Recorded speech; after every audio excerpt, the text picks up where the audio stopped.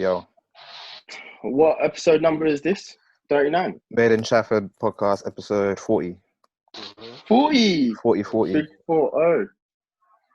Can't believe we're here. Special guest in the building. This is family, obviously, way back. Both grew up together in the same church, so I had to get him on. He's doing big things.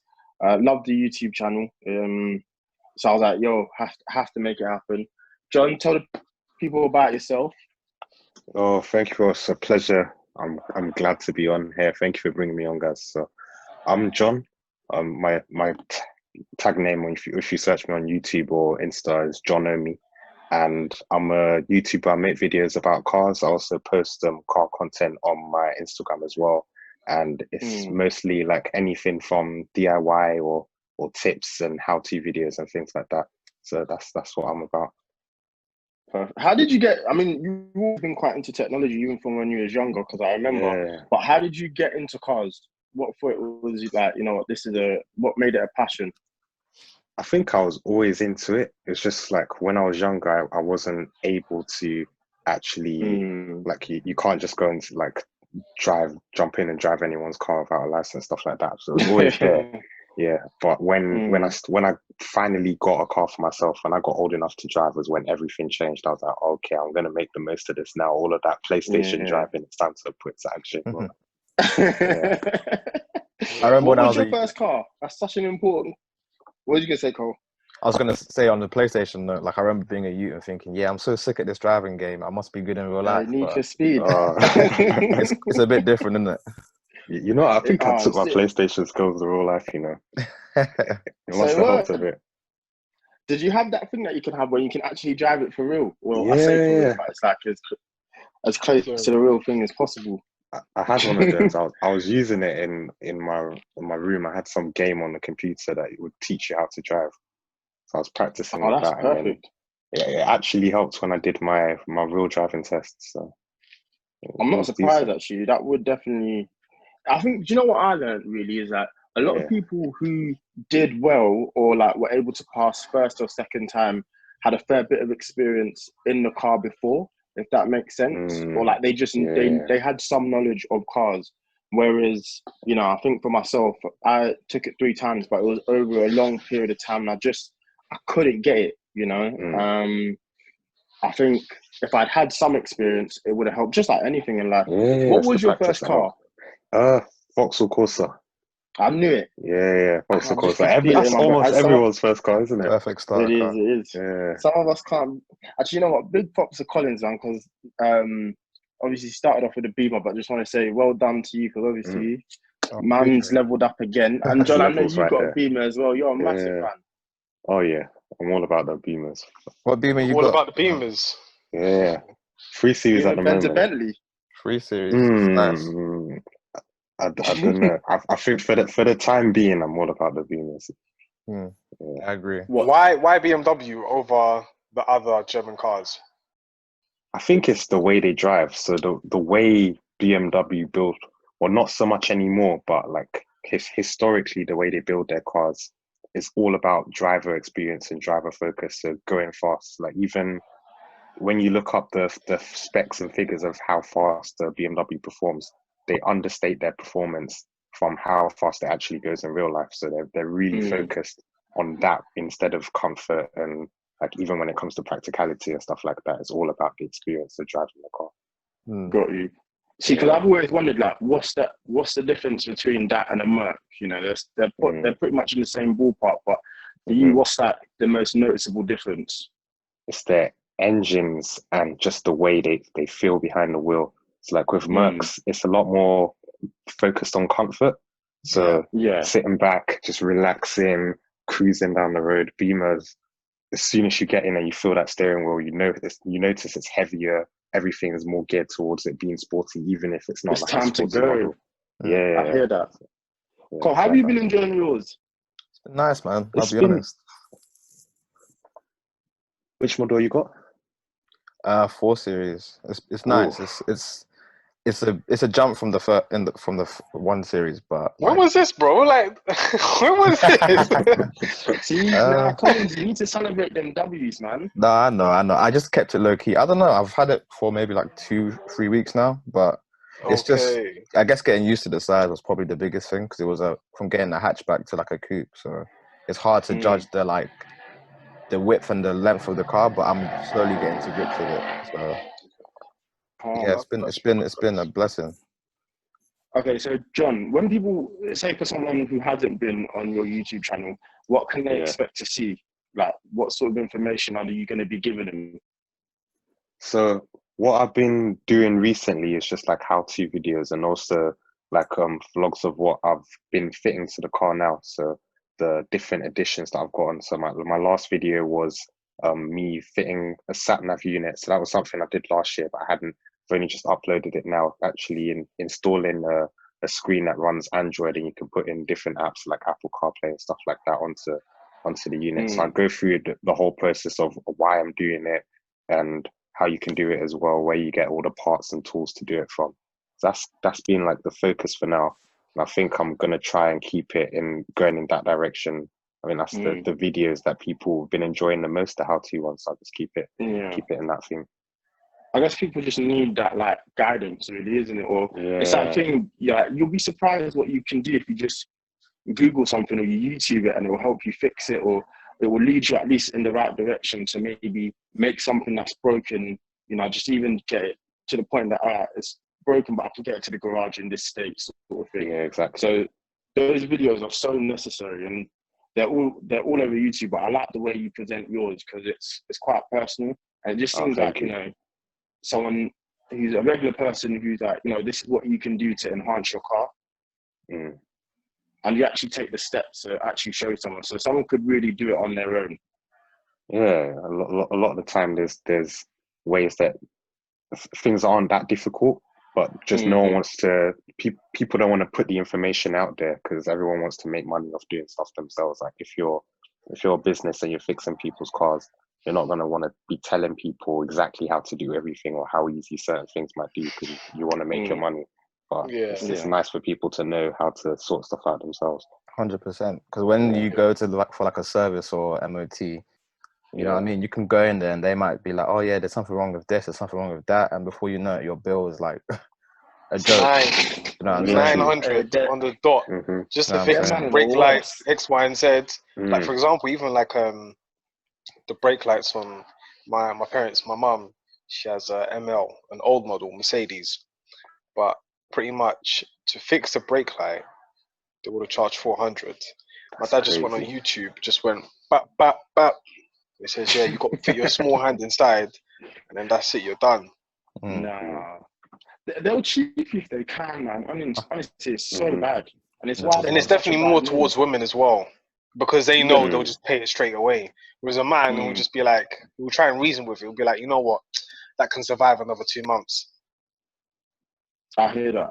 Well, I mean, I think they'll try it with women, but I don't even know if it's something that they should be doing because it's just not honest. Like, it's clearly not a 9 or whatever the price is, and they'll overcharge, and it's clearly not that much. And then you'll get another, you'll get someone else to give you a price, and theirs is totally different.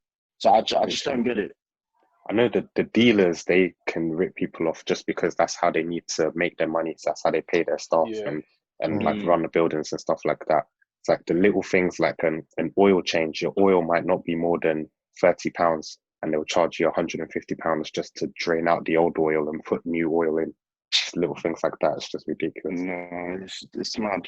But yeah, I guess just so final question on your topic. So what is your favorite video that you've put out?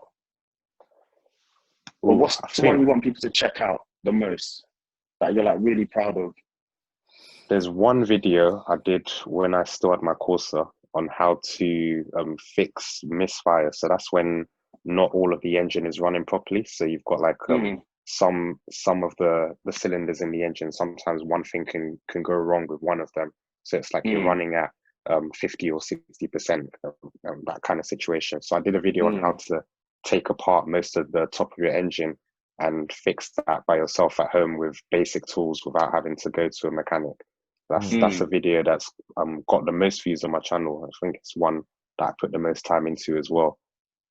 Oh, you love when that happens, because sometimes you hear YouTubers, they'll be like, oh, it was a video I just put together quickly. I didn't think it would do well, and that's why I'm 100K. And then the one that they didn't think would do it, the one that they actually put a lot of effort into, it doesn't perform as well. So it's nice to see that it's one that you also put effort in, but the effort clearly shows with how well the video is done as well. Oh, thank you. It's so true, because I had a video before that I didn't put any effort into on how to fix a wheel. Like I didn't even finish it properly, and it just shot to like 150K views, but there were more dislikes than likes, because everyone was like, oh, why didn't you finish it properly? Why didn't you finish the video properly? And I didn't really have an explanation. So I did a part 2, but no one cared about part 2. They just cared about part 1 that was like a flop. So I took it down in the end. Oh, you hate to see it, but progression, and you've learned it, so you know next time that's not what you're going to do or how you're going to roll. Yeah, so I've learned the mistakes not to make. Perfect. Hey, can you man see me? Just want to double check, because I can't see you, but I don't know. Your phone's bugging. Your cam keeps freezing. You might want to jump out and jump back in. And then the next thing, it just turned into John, but it was like, oh, okay, 2 Johns. You know, I'm glad I checked. All right. So wait, you're saying jump out and then jump back in? Yeah, or maybe try use 4G or Wi-Fi, whatever one that you're not using. Switch to 4G as well. Will it end the meeting? Nah, I mean, it should be fine. I'm hosting. Okay, no problem. I'll jump out then. Should be okay. But yeah, John's is fine. Well, it was fine up until the last like 2 seconds. Yeah. But yeah, Demi's is frozen for time. John. There you go. Yeah, we good. Much better.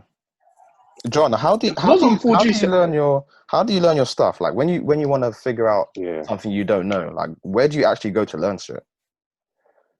Well, YouTube. So other people's channels most of the time. I'll go on other people's channels, pick up stuff like on what they're doing on their cars, and then apply it to mine. But other than that, like a lot of the time, some things that I do on the car, some of them come like naturally just by taking it apart and trying to figure out how it works. And then in the deepest of cases, when it's something really complicated, there's so many forums out there on the internet of owners who have tried fixing things themselves, and then they'll do like a step-by-step with pictures of how they do it in the process. So I'll just read from there and then go and try it out. I think like the main thing for me is just not being scared to break my own car. So once I got over that, then I was just like, I can do anything from now, because if something goes wrong, there's always a way to fix it. I hear that still. Yeah. Mad. Yo, I respect that, because I'd be terrified. I'm still terrified. I'm not trying to touch that. Listen, it's to the garage straight. Listen, yeah. Take risk and prosper, bro. Hey, that's what you gotta do, man. It's not protect your neck, it's protect your car, because them ones. Yeah. It's not the one. Have you had any like horror stories like with your car? Like, because I have a couple still. Yeah, like, have you had any where your car's like broke down on you and you thought, oh, Pete? You know what? Not really. Like the horror stories I've had have been with repair costs. Oh man! So before I started trying to do everything myself, there was one guy I was going to. He was really good. Like he was an ex BMW mechanic, but every single time I went to him, he would just leave me with a massive bill. And then I realized in the end, this guy was trying to replace every single part of my car, because he's like obsessive with everything being done to the manufacturer standard, everything being done original parts. So every time I go, he'll be like, "Oh, you need to change this. That will be £300. Oh, by the way, I noticed this, and that's an extra £200." Yeah, that's the worst experience. I hear that, man. That's mad.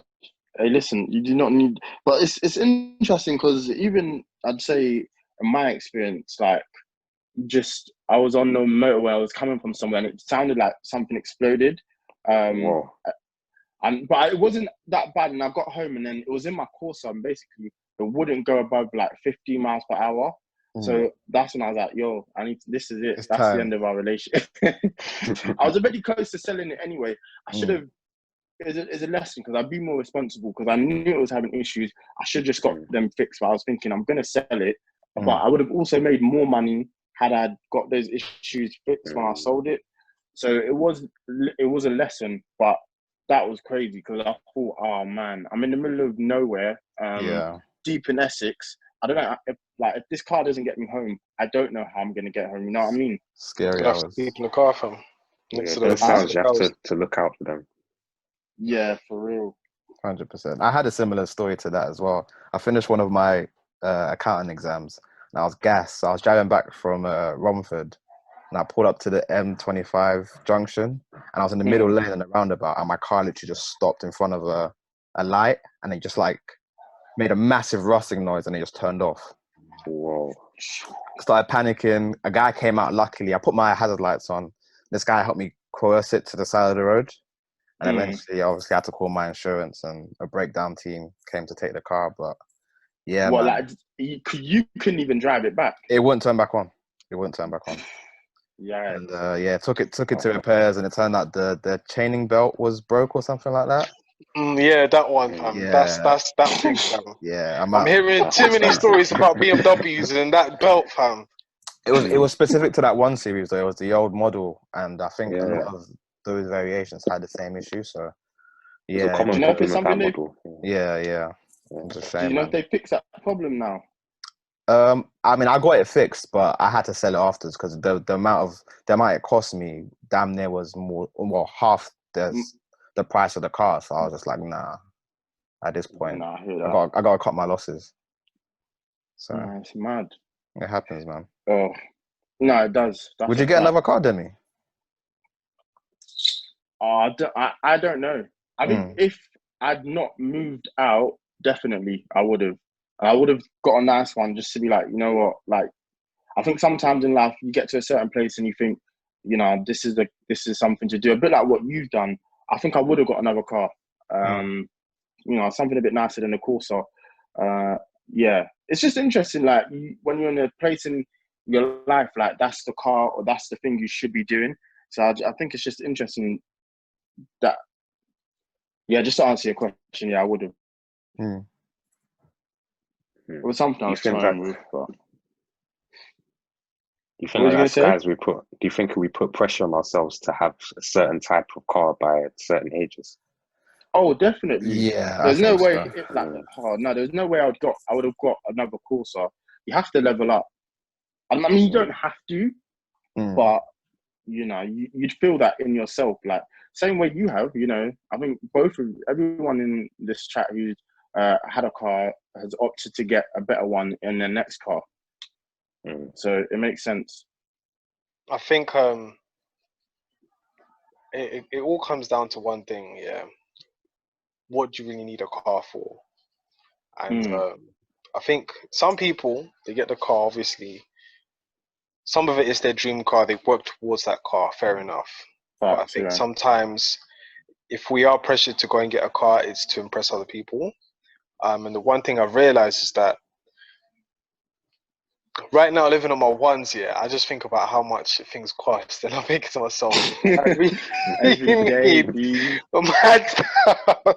And it's like, I really think about it, it's like, you know what, I could just settle down for a little thing, but what I could say about that, but what I could say about that is that, you know what, your dream is your dream, innit? No one can tell you no.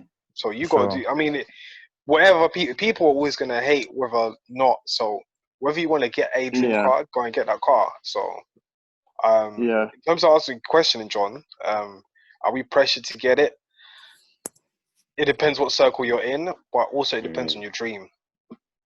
But don't you think there's a certain element of you do need to necessarily level up? It's not maybe even pressure, but subconsciously it'd be something you'd think. If you had it, let's say we all start off with a Corsa, you wouldn't think to get a Corsa again. I think kind of maybe it's also to do with the quality of the car, because I guess obviously the primary focus of a car is to get from A to B, but I think John will certain cars agree with from me. A to B better. Yeah, and John will agree with me with the fact that a lot of the cars have leveled up as far as technology and how they run. So I guess from a practicality point of view, if you get a newer car, which is hopefully less likely to break down, you might actually be doing better than getting a car that's say 10 years old just for it being cheap in the first place. because of the cost of actually yeah. keeping Even it simple things that I think if I had a car now, I wouldn't want it to have an aux cord. Like I'd want it to be Bluetooth compatible. You know, there's so many things cars can do now. Yeah. You know, I'm hearing cars can have Wi-Fi in there. Like what? These men are driving spaceships. For real. Spaceship coupe, man. It's crazy. Listen, that's how they weren't kidding when they said stars in the rave. Stars in the rave. Yeah, I think it's all about what makes sense cost-wise. Like you can still get a really nice car, but if you're on a good plan of paying for it, or if you've got like servicing included, things like that, all of that makes a massive difference compared to buying something. Also, old just and cut your coat according to your size. That's probably the best advice my dad's ever given me. Like, if it's not within your means, don't force it. If, you know, 100%. certain people might try and get a plan which they could pay off, but it's kind of tight. Like, I think at the end of the day, you have to do what's best for you as a person as well. Yeah, absolutely. Definitely. All right, so that was a great conversation. So just moving on to the next topic, J. Cole versus Noname, the beef I did not see coming. I want Collins to kick this one off because I know probably, I don't know, probably the biggest Cole fan in this conversation. Actually, I don't know, John, how do you feel about J. Cole? How do I feel? It's a neutral feeling because like I like his music, but I haven't been listening to him for a while. So I feel like you can't say, oh, you're into someone's music when you haven't been supporting their work that much. But other than that, personality-wise and his stand on things, I approve of him. Yeah, facts. I think I'm in the same boat. So, Cole, let's hear your stance. I'm excited to hear this. Sure. I'll give my stance and also just kind of break it down for the people who don't know. So basically, beef between J. Cole and Noname. Noname is a young rapper from Chicago, I believe. She's quite a good rapper. She's kind of been doing a thing for a while, but she's very active on Twitter. And she tweeted out a tweet saying, basically echoing the sentiment of a lot of people online, saying that, these rappers whose discography talk about the black plight, you know, they're not tweeting anything. And obviously we've had a conversation on there, and we have a collective idea of the fact that we don't necessarily want to see people tweet, because what is a tweet going to do? So this tweet eventually got deleted, and I'd say maybe 3 weeks later, J. Cole put out a track addressing it. Obviously the tweet had no one's name on it, but you could easily apply it to J. Cole, Kendrick Lamar. So it was basically, you know, towards them, whether people want to admit that or not. So J. Cole comes out, replies with I didn't really like the song per se, but it was a song just addressing his stance on it, saying that he doesn't use social media like that. He's, you know, more active in real life, and he's not really a fan of what she's trying to say. So then there's the whole uproar online. People are really angry about it. People are upset. But it's primarily because, you know, with everything going on, people believe that it's very tone deaf, which I agree, because, you know, there's a lot of stuff going on. Yeah, it was very much read the room. Yeah, he didn't read the room, and, you know, there's a lot of stuff going on with black women, even internally within our community. So it wasn't good timing, for sure. I definitely agree on that. And then, people went crazy about it, calling him a misogynist. I'm not sure where that came from, because there's nothing misogynistic in the bars. Nah. And Noname responded and said, you know, basically saying what we just said, you know, why are you saying this when, you know, Breonna Taylor's not her killers have not been persecuted, which is completely true. My problem is, just to sum it up, my problem from my point of view is, number one, both sides look stupid, because Noname's tweet was, in my opinion, silly, because people don't need to protest on Twitter to be protest in real life. Like, that's not going to make that much of a difference. You can do about it how you will. And J. Cole was silly for not reading the room. And ultimately, this is the biggest problem with our movement, is we've made such good progress the past 2 weeks, 3 weeks, amazing progress, and now we're beefing within ourselves again. Yeah, like we've missed a point, and now it's men versus women again, misogyny, and it's not what we need to be doing right now. We're causing divide within ourselves. So how are we ever going to unite as a front? That's what I've taken from it. Define misogyny, please, because I'm really confused. think people are just trigger. People are trigger happy to cancel people right now. I'll say that much. People are ready because everyone's really angry right now. So they're trying to cancel J. Cole. I was like, come on, man, it's not happening. He didn't. All that happened is he didn't read the room. I think if you're gonna make a song right now, it has to be like the song Little Baby put out recently, like 100%, attacking the issue, using your platform, using your voice in a positive way. Yeah, ain't nobody trying to see a beef right now. Like I genuinely couldn't care less. 100%. Yeah, now is the time to be positive. For the life of me, it doesn't make sense why J. Cole, who is someone I consider an intelligent person, thought now all time was the time to go at people. I agreed with what he said in the first half of the song. Like, hey, I'm not the smartest guy in the room, and I'm learning. I'm taking it all in. I'm sitting back, but there was no need to respond to Noname's tweet. I think Noname's tweet was probably in response to just acting on emotion at the time. Like, people are dying, and these people, who continually sing about the black plight, aren't saying anything at the moment. And she deleted it in the end, which tells you she probably regretted it. And a lot of these rappers ended up coming out anyway. Drake opened his purse. J. Cole was spotted at protests, as was Kendrick Lamar. So these men have done stuff. So I think J. Cole just didn't need to do that. Like, he didn't need to go at her. Yeah. And I think he would tell you that as well. I don't know him personally, but I feel like after having some time to reflect on it, it wasn't the right time for that song. And it might not ever be the right time for that song, really. I mean, yeah, especially right now. It's a very sensitive time, and the people he's going up against it's an automatic L. Like you're not winning that fight. And I feel like J. Cole is just I'm a fan of him, but I think he doesn't pick the greatest beefs. Like, I think he beefed against Diggy Simmons not so long ago. So he's not great at beefing people, if I'm being completely honest with you. No, come on, reel that back. You have to explain the Diggy Simmons thing. I actually can't. Eman, you remember this one, don't you? It was like a few years ago. I don't know what it was way about. Back when he had the fade. It was so some dumb stuff, man. It was like, why are you beefing the young buck? Like, I don't understand. Oh, that's mad. Listen, Diggy Simmons is nice. Like, I just don't understand that beef. Doesn't make sense to me. They're not even in the same class. No, not at all.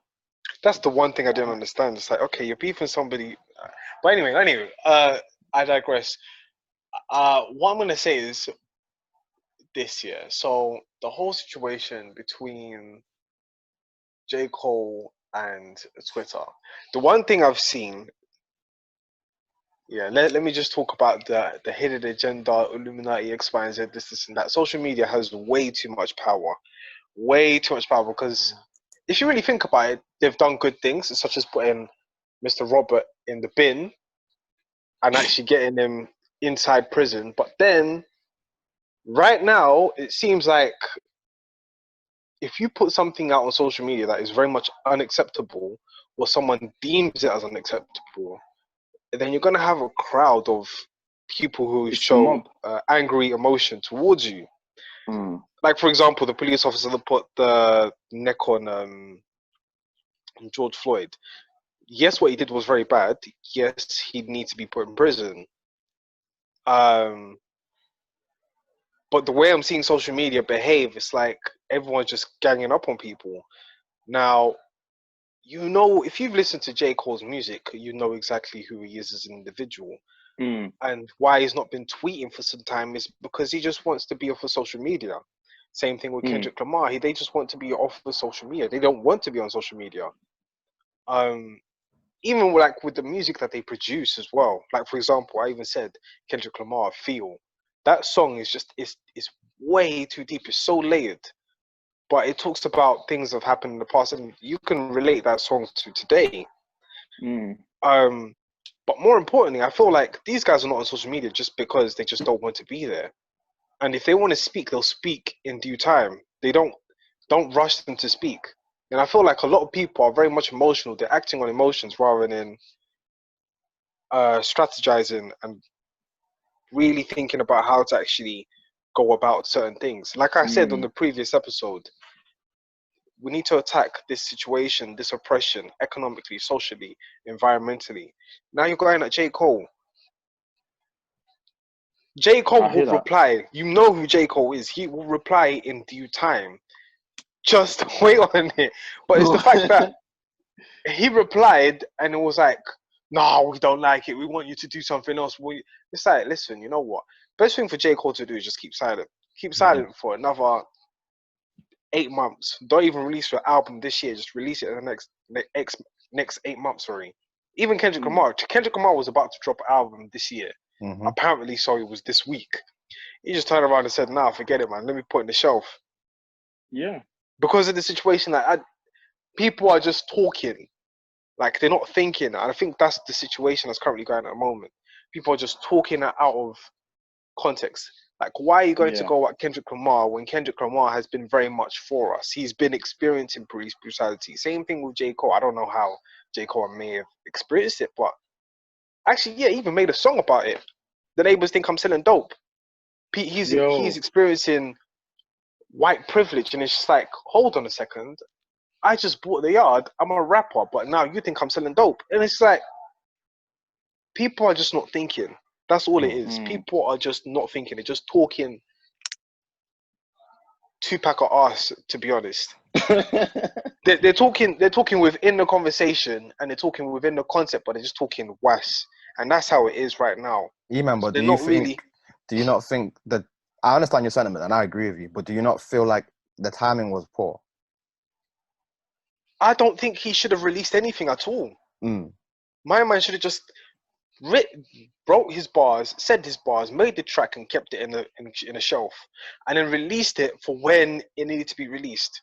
Like, you know how he did False Prophets? He might have just released it then, where everything is now quieting down, but people are active in the progression of Black lives. Do you get what I'm saying? People are just talking out of their mouth. And it's funny. Like, to me, it's a dark sense of humor, but it's funny to me, like, in that sense. But it's like, yeah, people really need to just think about what they're doing, man. For real. Yeah. I wonder, John, how do you feel about this? Yeah, I wonder if there was any kind of financial gain that came out of the situation of the whole topic. The fact we're even talking about it now means more people would have been listening to the track. Like, I don't think J. Cole is the kind of person who would do that just for clout or for people to go and listen to it. But that's been the outcome of the whole situation. Because like I think it doesn't make sense. Like, he's a established rapper. He didn't need to respond to a tweet that wasn't even aimed directly at him, because it just said rappers. Like, there's lots of rappers. J. Cole doesn't necessarily have to be the rapper that she was talking about. So I think there was just no need for it. Do you know what my biggest issue is the fact, and exactly what John said, it just said rappers. So now by responding, it's that thing, if the I weren't talking about you, but if the shoe fits, boy, it's on you. Now you're looking crazy. Now you're talking out the side of your neck, you know? I think we're all in agreement. There was no need to release a song. Or do you know what? There was a need for someone as powerful as J. Cole to speak on BLM, because we know how powerful his voice is. But now it's like, you've tainted the song, which, yeah, I think we have to say it weren't that great anyway. And then you've gone at Noname. For a tweet she ended up deleting. So she clearly doesn't feel that way anymore. And the weeks have gone on, everything's changed. So her tweet isn't even at you. Like, you've gone out and protested. You've done your bit. So I don't see why he just didn't need to make the song. She didn't need to respond either, but that's neither here nor there. Yeah, this beef is ass, man. For real. What, right? Listen, my biggest takeaway from today is the Diggy Simmons thing. That's crazy. He even says in the track, he's like, listen, maybe I've not even done enough. Yeah. So if he says that in the track, why are people angry? Like, because he released the track, yes, there's financial gain. He will turn around and take that financial gain and put it in Black community. I'm sure of that, from what I know about about J. Cole. So I don't know why people are angry. It's just like, People want to be angry nowadays. I've learned that. It's an angry time, No though. way You to got to say. think about it. It's an angry time, so you can't really blame I think people are just riding the wave. I think people are just riding the wave at the moment. And the thing is, it's like, okay, that Noname was probably was speaking to J. Cole. And it was like, rappers are just doing X, Y, and Z, this, and that, but they're not saying anything. Okay, then they delete it. And like, to him, that might have got under his skin. It's like, okay, I need to reply to this, but I'm going to tell her, this is a situation. You're a queen. I know what's going on. I'm aware. And I'm doing my bit. But maybe I'm not doing enough. That's what he said in the track, essentially. But even still, okay, so let's say from when we spoke about it the first time, I said, yo, some of these people that, you know, we love and care, or we care about, who make dope music, they ain't saying enough on it. I said that first week. And if J. Cole came at me, I'd be like, yo, bro, my stance has changed. You can even go through the podcast and see I've changed. Like, you can see your stance in something can change. So for him to go out Noname, again, just doesn't make any sense. And if you like, Kendrick didn't respond, so there you have it. There you go. There you go, man. Do you know what I mean? He didn't bite the bullet, took so the bait. that tells you what you need. Yeah.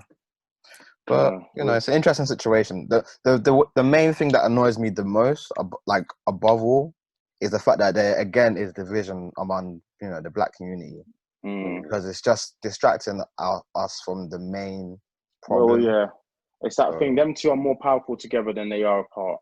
100%. So you know, it's annoying. It's a shame. It is what it is. But on to the next topic.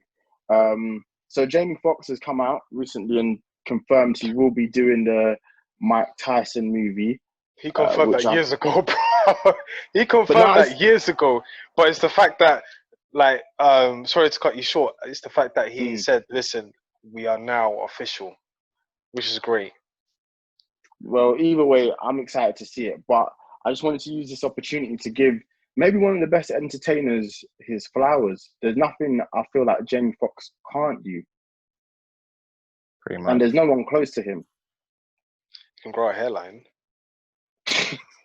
Have you seen his hairline change? His hairline change has been amazing, man. Well, he went to Turkey. He got the surgery thing done. Man's hairline was here 1 week, and then the next thing it was here. Fam, it was like, rah. Sometimes, listen, they just got to let it go. But I'm just really impressed with his career. I was just thinking about this the other day, and some of the films he's been in, you know, he played Ray, he's done comedy, he's, you know, put together great albums, he's musically sound. There's very little he can't do. So I just think his career has been very interesting. And now this Mike Tyson film where he said he's more than ready to transform into Mike Tyson. I'm just really impressed with his career. Yeah, I think he could pull it off really well, actually. Like, he's got that kind of tenacity in the way he acts, and with Mike Tyson, he's a very just a colourful character. So it'll be very nice to watch that, you know, biopic. I'm looking forward to it a lot. Honestly, I like that colourful, man. I like that.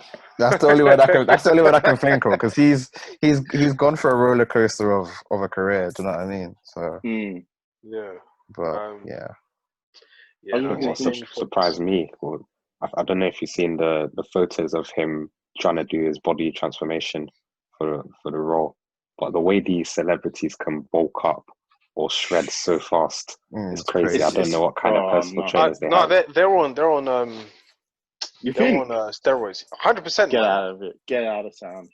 No. It's legit. I mean, if you take it in proportions to assist you in whatever role, then yes, it can work. But some people just do it really, really wrong. For example, what's the guy's name? The one Christian that Bale. played Limitless. And he plays what? Bradley Cooper. Bradley Cooper, yeah, and he was in what's that film? The one where he's a military shooter. American Sniper. I think it's shooter. American Sniper, yeah. So for example, with him, at that point he bulked up. He just went and ate too much carbs, a lot of protein. So he at least has muscle, but you could definitely see the definition that he's not like 50% body fat, whatever the case may be. I've been recently looking into this, but somebody like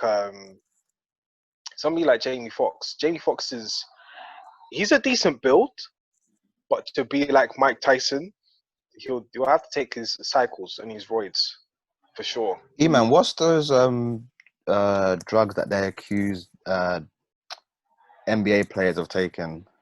I can't remember the acronym for it. Do you know?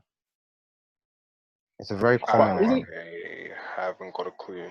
But they say like it helps them to perform and stuff, but it's not necessarily steroids per se.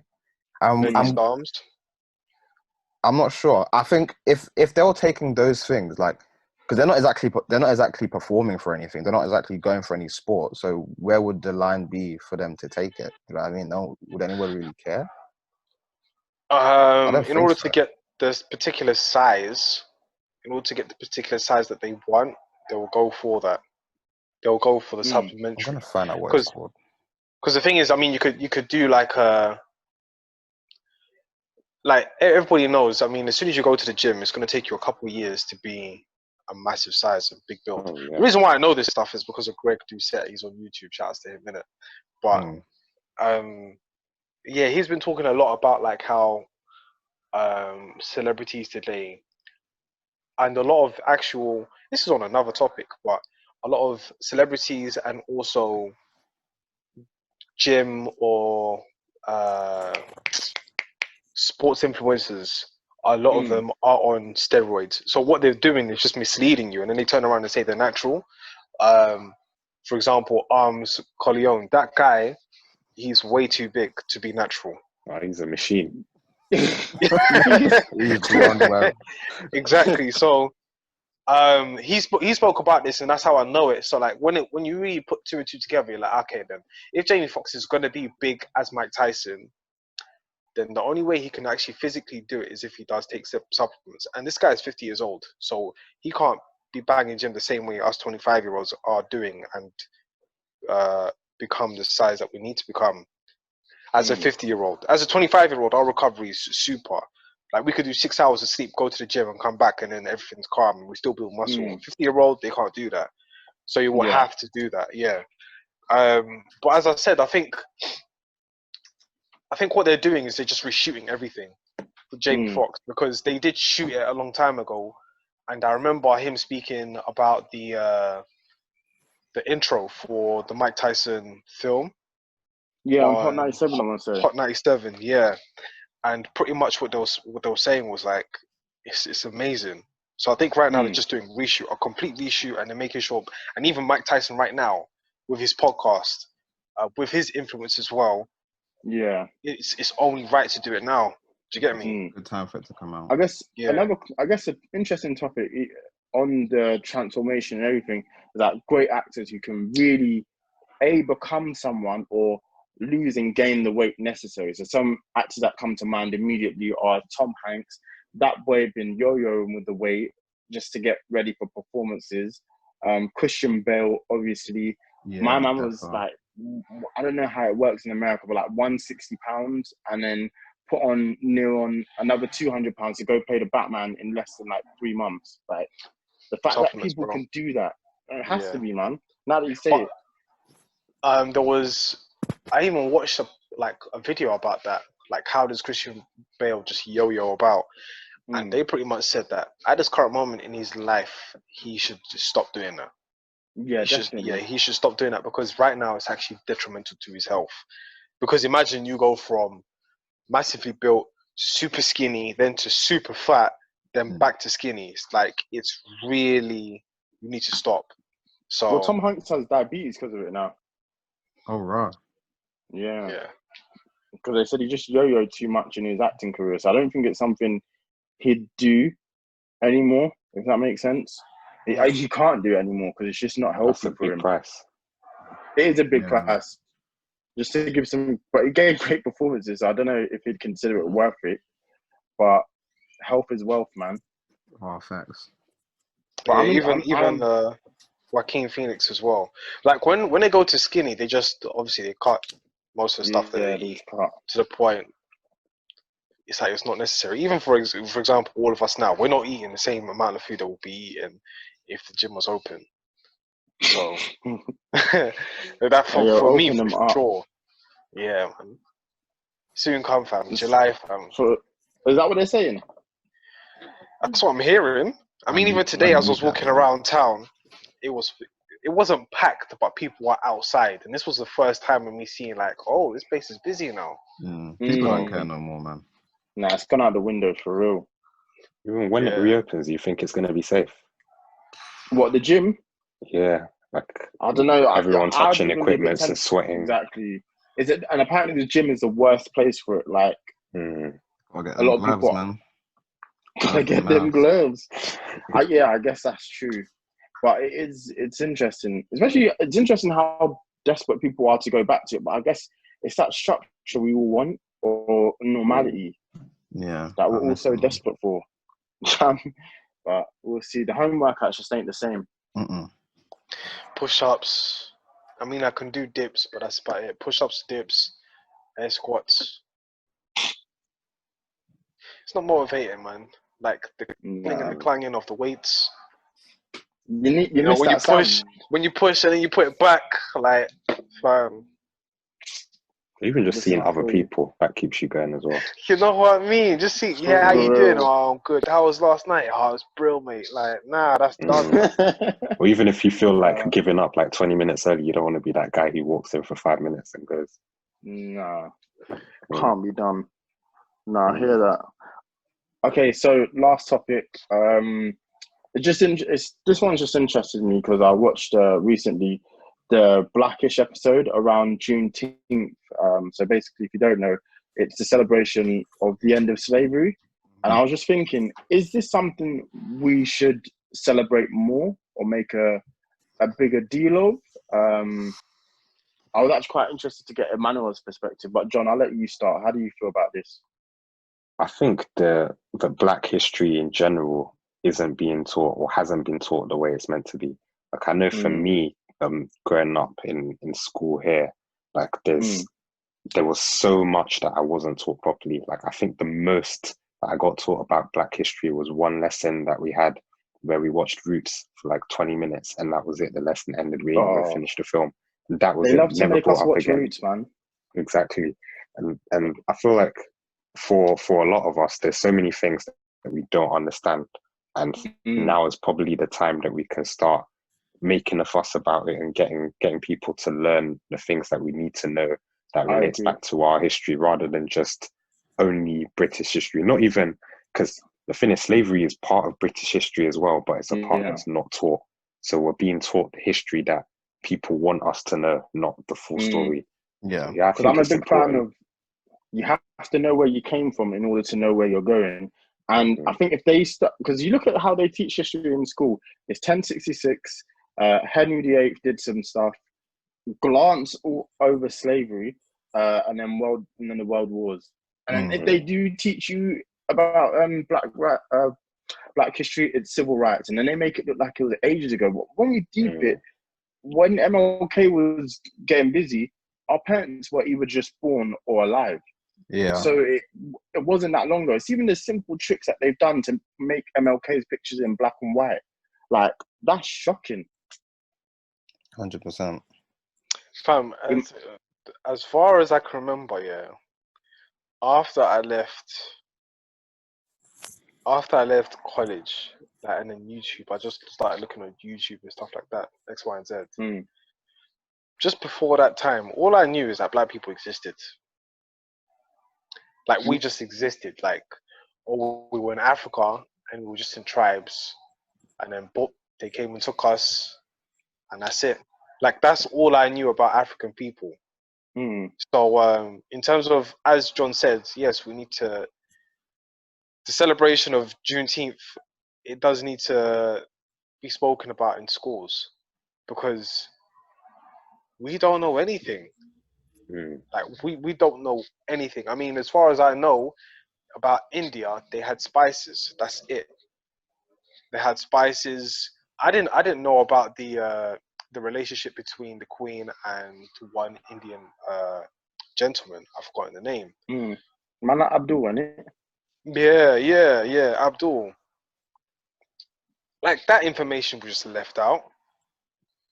But as far as I knew, we just existed. And the worst thing is, like, I didn't even know there was slavery in like in other nations as well. As far as I knew, I just knew there was the British Empire and the Spanish. I didn't know anything about the Portuguese.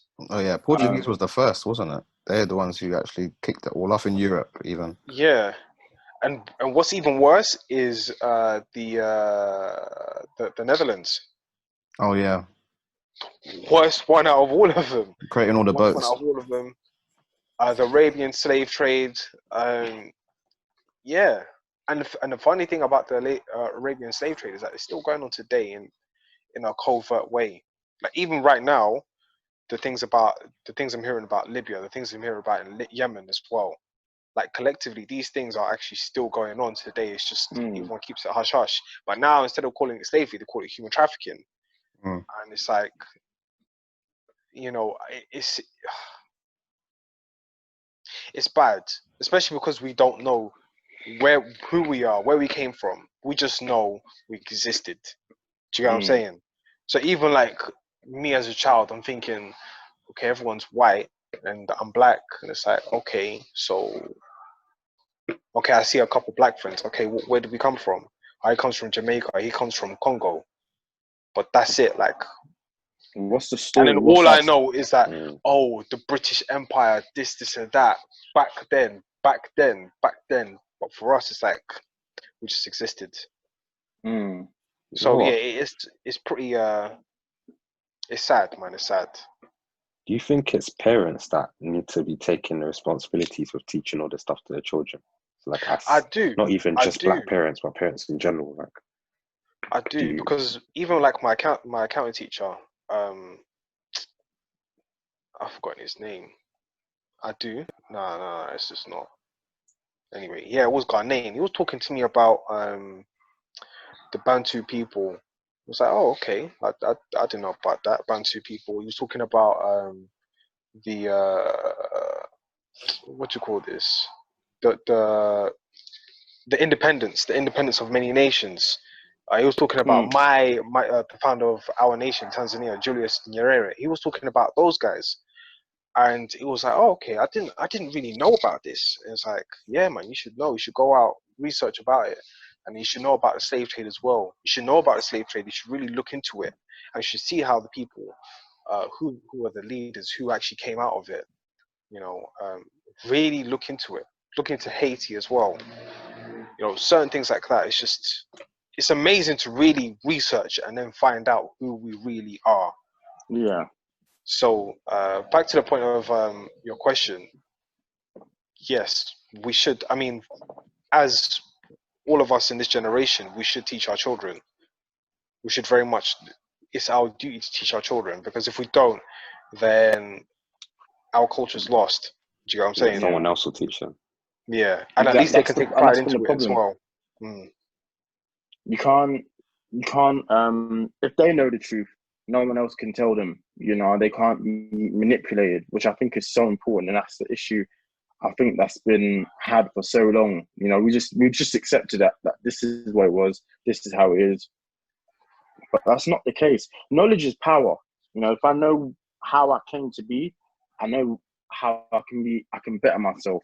So many things that I've found out in this short space of time, where, you know, the movement's been really powerful. It's just like, wow, that's actually how we've come about, or that's some of the great things we've done, and taking pride in the fact that, you know, there's so much good we've done.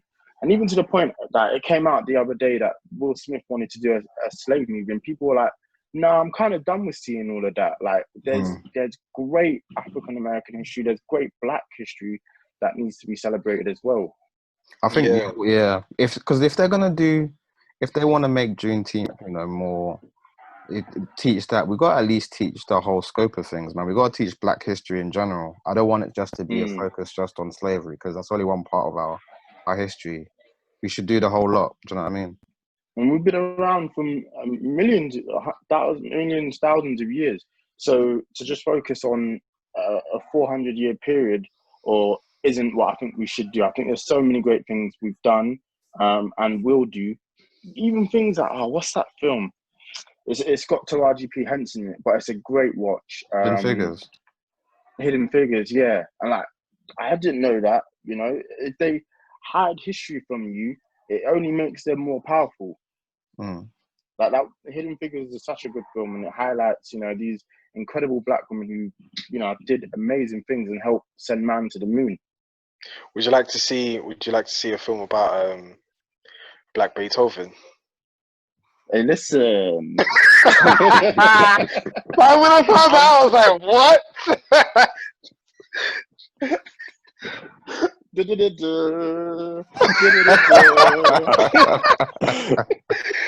Oh, bro, catch me when the club's open. That's all I want to hear.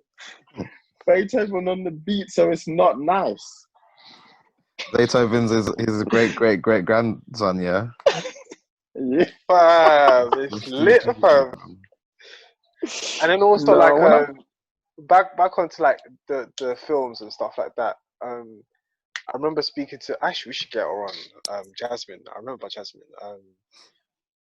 I was speaking to her on the train, and I was talking like she's like a TV creator, something to do with TV and creative space.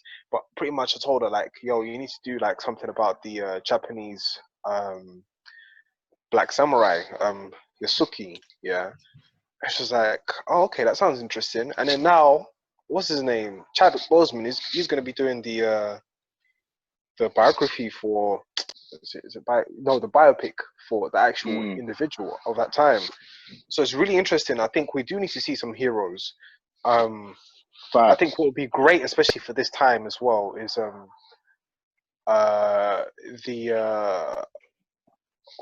should I say Kush? I think it was Kush.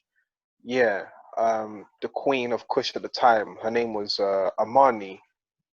And she had one eye. She defeated the Roman Empire from Egypt, you know, with one eye, but she was a great archer. I mean, stories like that are just... Yeah, that's what I need. And the thing is, they can't tell us that we won't see these films, because when you make a film good enough about us, we go see it. You look at, Black Panther made $1 billion. Like, we went out and we went and saw that 3 times because of who we are. We just wanted to see something like that. We wanted to and the see fact that like back in the day, I'll be looking at Wolverine thinking, I would have to do my hair like Wolverine. Do you get what I'm saying? I would have to relax it and then gel it up just to look like Wolverine. Yeah, I'd hate to see that. How would I do that now? But back in the day, that's what I would have wanted to do. But the fact that I can now, well, of course, I'm too old for that. I don't want to be dressed up in a suit and then just be like that all the time. But the fact that my child will get to be that, like just to see the film and just be like, I want to be the Black Panther. I want to be Miles Morales. I want to be Spider-Man. Do you get what I'm saying? Yeah. I want to be Falcon. So powerful. Yeah. You know, I hear that, man. It's you want an opportunity to see yourself in someone, and even in great true stories, you want an opportunity to see yourself or see that, you know what, this is someone that I could be like or strive to be like if I tried. You know, there's so many great people that it could be. It doesn't necessarily. I don't think we should get stuck on just slavery. I think that's an important point as well. Yeah, facts. Well, I think that about rounds it up. Great episode, lads. John, we have to say thank you for coming on, man. Much appreciated. I know you've got a busy day, so it's all love. Could tell the people where they can find you online. Instagram is John_OMI, so John Omi. And YouTube, if you just search John Omi, John OMI, you'll find my channel there as well. I'm not that active on Twitter, so yes, those 2 channels. Perfect. We appreciate it, man. We appreciate you. Great episode, and thank you for all the advice on everything car related. Appreciate you, man. No worries. Thanks, bro. Thank you very much, man.